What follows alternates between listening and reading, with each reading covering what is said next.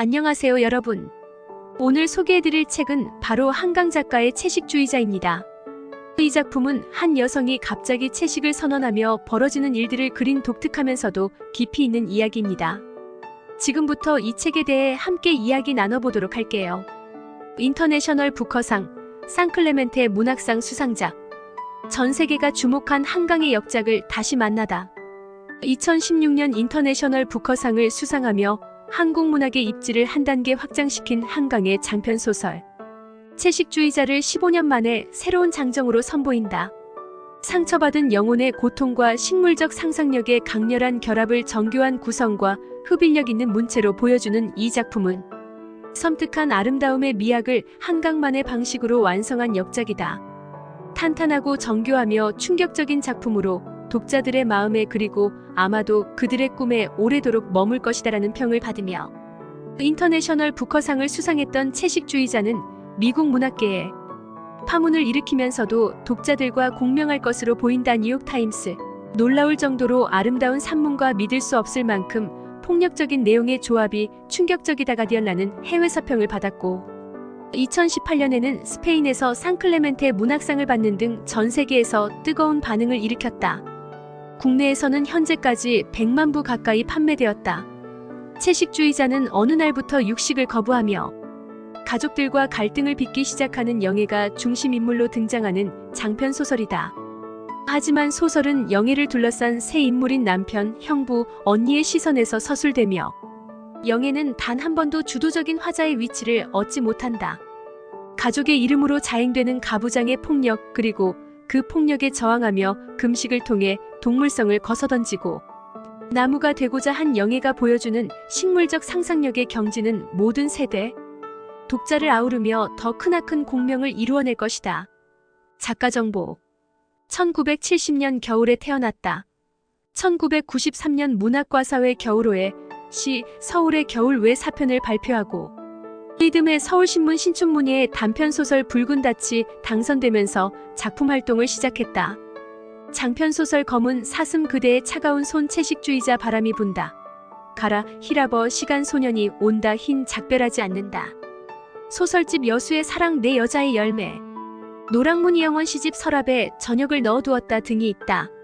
한국소설문학상, 오늘의 젊은 예술가상, 이상문학상, 독립문학상, 만해문학상, 황순원문학상, 인터내셔널 부커상, 말라파르테 문학상, 김유정 문학상, 상클레멘테 문학상, 대산문학상, 메디치상, 외국문학상 등을 수상했으며 노르웨이 미래 도서관 프로젝트 참여 작가로 선정되었다. 인터내셔널 부커상, 상클레멘테 문학상 수상작.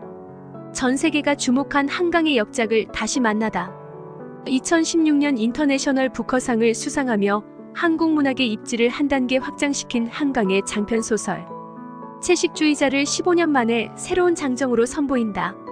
상처받은 영혼의 고통과 식물적 상상력의 강렬한 결합을 정교한 구성과 흡입력 있는 문체로 보여주는 이 작품은 섬뜩한 아름다움의 미학을 한강만의 방식으로 완성한 역작이다. 탄탄하고 정교하며 충격적인 작품으로 독자들의 마음에 그리고 아마도 그들의 꿈에 오래도록 머물 것이다라는 평을 받으며 인터내셔널 부커상을 수상했던 채식주의자는 미국 문학계에 파문을 일으키면서도 독자들과 공명할 것으로 보인다. 뉴욕타임스. 놀라울 정도로 아름다운 산문과 믿을 수 없을 만큼 폭력적인 내용의 조합이 충격적이다. 가디언라는 해외 서평을 받았고 2018년에는 스페인에서 상클레멘테 문학상을 받는 등 전 세계에서 뜨거운 반응을 일으켰다. 국내에서는 현재까지 100만 부 가까이 판매되었다. 채식주의자는 어느 날부터 육식을 거부하며 가족들과 갈등을 빚기 시작하는 영애가 중심 인물로 등장하는 장편 소설이다. 하지만 소설은 영애를 둘러싼 새 인물인 남편, 형부, 언니의 시선에서 서술되며 영애는 단 한 번도 주도적인 화자의 위치를 얻지 못한다. 가족의 이름으로 자행되는 가부장의 폭력, 그리고 그 폭력에 저항하며 금식을 통해 동물성을 거서던지고 나무가 되고자 한 영애가 보여주는 식물적 상상력의 경지는 모든 세대, 독자를 아우르며 더 크나큰 공명을 이루어낼 것이다. 채식주의자는 주인공 영애가 어느 날 갑자기 채식을 선언하며 시작됩니다. 그녀는 내가 고기를 먹지 않는 건 당신도 알잖아요. 라는 말로 남편과 가족들을 놀라게 합니다. 이 선언은 간단한 식습관의 변화로 끝나지 않고 그녀의 삶과 주변 사람들의 관계에 커다란 파장을 일으키게 됩니다. 소설은 3개의 부분으로 나누어져 있습니다. 첫 번째 부분에서는 영애의 남편의 시점에서 그녀의 변화를 묘사합니다. 두 번째 부분은 그녀의 형부의 시점에서, 세 번째 부분은 영애의 언니의 시점에서 이야기가 전개됩니다. 이 세 부분을 통해 우리는 영애의 변화와 그로 인한 가족들의 혼란을 다각도로 바라볼 수 있습니다. 이 책에서 전달하는 주요 메시지는 무엇일까요? 첫째, 인간의 내면에 숨겨진 욕망과 본성을 탐구합니다. 영애의 채식 선언은 단순한 식습관의 변화가 아니라 그녀의 내면적 갈등과 욕망의 표출입니다. 둘째, 사회적 규범과 개인의 자아 사이의 충돌을 다룹니다. 영애의 행동은 사회가 정해놓은 규범과 기대에 대한 도전이기도 합니다. 이 소설은 또한 현대 사회에서 개인의 자유와 정체성이 얼마나 쉽게 억압될 수 있는지를 보여줍니다.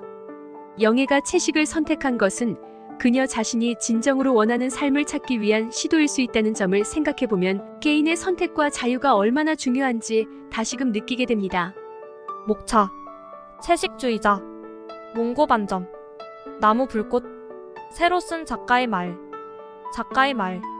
수록작품 발표지면 책 속으로. 내가 믿는 건 내 가슴뿐이야. 난 내 젖가슴이 좋아. 젖가슴으론 아무것도 죽일 수 없으니까. 손도 발도 이빨과 새치혀도 시선마저도 무엇이든 죽이고 해칠 수 있는 무기잖아. 하지만 가슴은 아니야. 이 둥근 가슴이 있는 한 난 괜찮아. 아직 괜찮은 거야. 그런데 왜 자꾸만 가슴이 여위는 거지? 이젠 더 이상 둥글지도 않아. 왜지? 왜 나는 이렇게 말라가는 거지? 무엇을 찌르려고 이렇게 날카로워지는 거지? 어떤 고함이 울부짖음이 겹겹이 뭉쳐져 거기 박혀 있어. 고기 때문이야. 너무 많은 고기를 먹었어. 그 목숨들이 고스란히 그 자리에 걸려 있는 거야. 틀림없어. 피와 살은 모두 소화돼 몸 구석구석으로 흩어지고 찌꺼기는 배설됐지만 목숨들만은 끈질기게 명치에 달라붙어 있는 거야. 한 번만, 단 한 번만 크게 소리치고 싶어. 캄캄한 창밖으로 달려나가고 싶어. 그러면 이 덩어리가 몸 밖으로 뛰쳐나갈까? 그럴 수 있을까? 이 모든 것을 고요히 받아들이고 있는 그녀가 어떤 성스러운 것, 사람이라고도, 그렇다고 짐승이라고도 할 수 없는 식물이며 동물이며 인간 혹은 그 중간쯤의 낯선 존재처럼 느껴졌다. 언니? 영애의 낡은 검은 스웨터에서 희미한 나프탈렌 냄새가 났다. 그녀가 대답하지 않자 영애는 한 번 더 언니 하고 속삭였다. 언니? 세상의 나무들은 모두 형제 같아. 문득 이 세상을 살아본 적이 없다는 느낌이 드는 것에 그녀는 놀랐다. 사실이었다. 그녀는 살아본 적이 없었다. 기억할 수 있는 오래전의 어린 시절부터 다만 견뎌왔을 뿐이었다. 그녀는 자신이 선량한 인간임을 믿었으며 그 믿음대로 누구에게도 피해를 주지 않았다. 성실했고 나름대로 성공했으며 언제까지나 그럴 것이었다. 그러나 이해할 수 없는 일이었다. 그 후락한 가건물과 웃자란 풀들 앞에서 그녀는 단 한 번도 살아본 적 없는 어린아이에 불과했다. 출판사 서평. 폭력과 아름다움의 처절한 공존.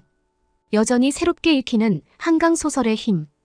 2007년 창비에서 출간된 채식주의자는 2010년부터 일본, 중국, 프랑스 등 여러 나라에서 꾸준히 번역 출간돼 왔으며 2015년 문학의 명문 출판사인 포르토벨로가 영어판을 낸 뒤 영국 포일스 FOILES 서점에서 소설 분야 톱10에서 1위에 오르는 등 화제를 모았다. 2016년 미국 최대 출판 그룹 중 하나인 펭귄 랜덤하우스 그룹의 문학 전문 인프린트 호가드 호가스에서 미국판이 출간된 이후에는 뉴욕타임스, 워싱턴 포스트, 시카고 트리뷴, 라이브러리 저널 등을 비롯해 다수의 유력 매체에서 호평을 받기도 했다.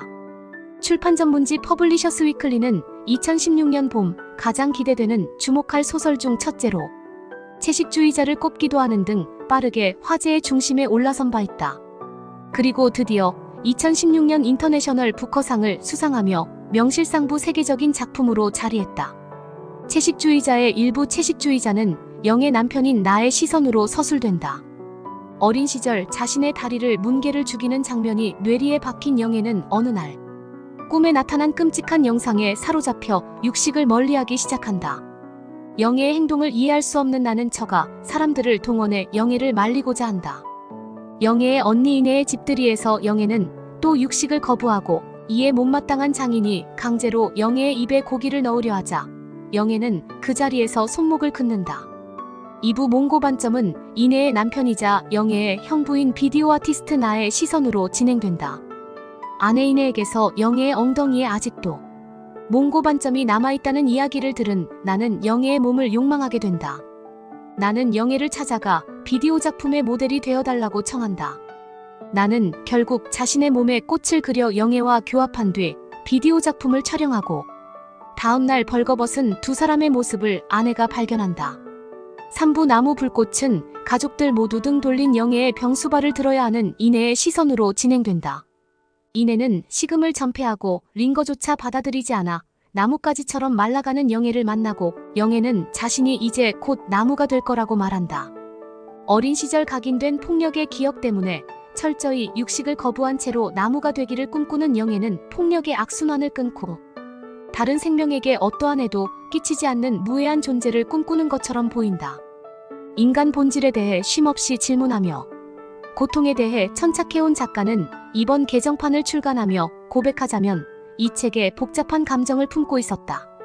하지만 귀밑머리가 휘어지고 어느 때보다 머리가 맑은 지금 나에게는 이 소설을 껴안을 힘이 있다. 여전히 생생한 고통과 질문으로 가득 찬 이 책을 새로 쓴 작가의 말이라고 밝히기도 했다. 한편 채식주의자는 지금까지 40개국 이상의 판권이 수출됐다. 올해 9월에는 연극으로 제작되어 국립극단 무대에 오른 뒤 12월 벨기에 리에주 극장에서 해외 관객들과도 만날 예정이다. 감사합니다.